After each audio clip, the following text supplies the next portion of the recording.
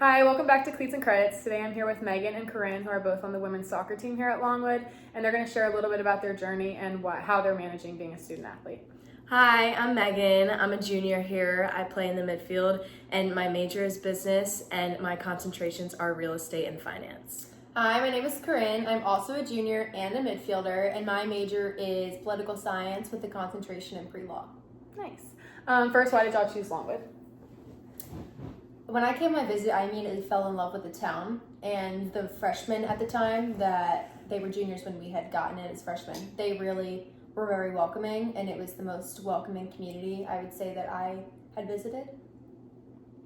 It reminds me of home. It's very small, and I live near Annapolis, so just kind of like the shops in downtown is like very similar to here, and just the soccer team like feels like family. What does a typical week of training and recovery look like for you during the season? For me, for practices and lifts, it's the same. We practice Monday to Saturday if we don't have a game. And then if we have a game, their games are going to be on Wednesdays and Saturdays. And then we lift on Tuesday, Thursdays. And recovery kind of piles in whenever I can in between classes, whenever I can fit it in on my schedule. What do you do for recovery? I go to the treatment room. I'll do ice baths, get scraped, stim, heat. Same here. During the season, we lift Tuesdays and Thursdays at 7 a.m. and then we kind of go through classes and then have practice at 4. Sometimes we watch film as well after a game. We normally have an off day after a game. If we're lucky, we have 2, which we had this week, so it's kind of good to also get their recovery in as well. How do you handle the pressure of competing at a high level while keeping your love for the game?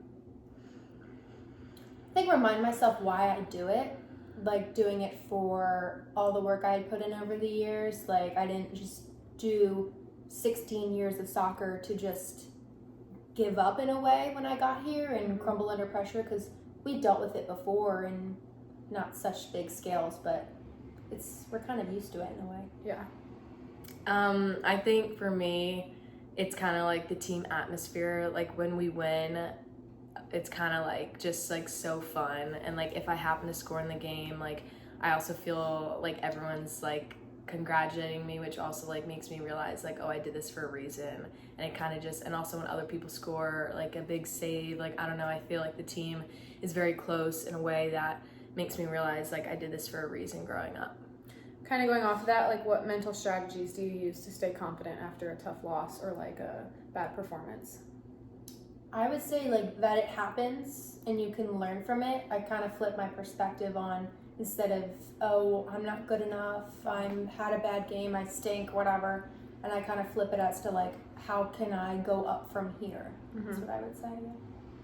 Same here. I think kind of like just, you can't really do anything about it anymore. Like it happened, like it was a loss, but like how you respond is really what matters. How would you describe our team culture and what role do you play in building it? I think our team culture is very close. I feel like we're all very close with people not even inside of our class, which is really important to me to kind of like intertwine. I start and play on like the team, so my role is kind of like being like a leader. I'm also a team captain, so I think like uplifting people when they're down, but also I don't play the whole game, so when I come off, it's kind of like cheering on the people that come on for me and like hoping that they do really well. I recently have been playing majority of the game, most games, and it's been a different year for me because I have a completely different role than I've had in the past.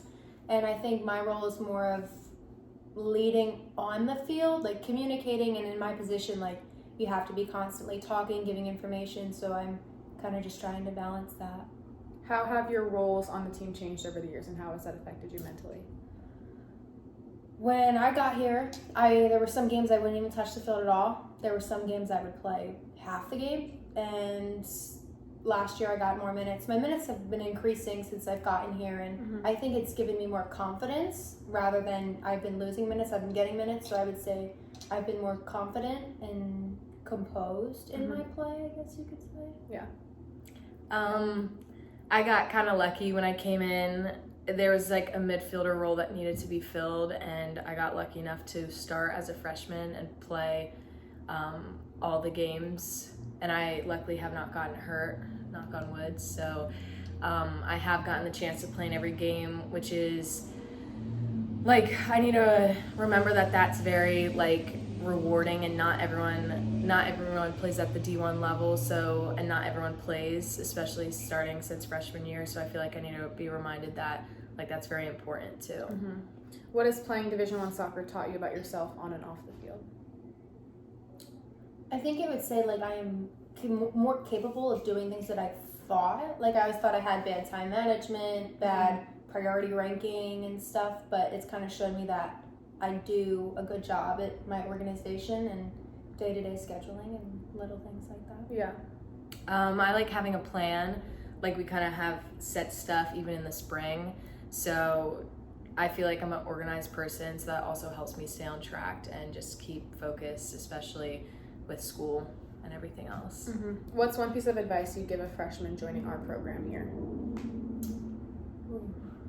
Keep your head up, because there's going to be times when it's tough, whether you play or you don't play, or you're tired, you're mentally tired, physically tired, you have a lot of schoolwork, especially with midterms and finals, and that's all during the fall season, which is very stressful.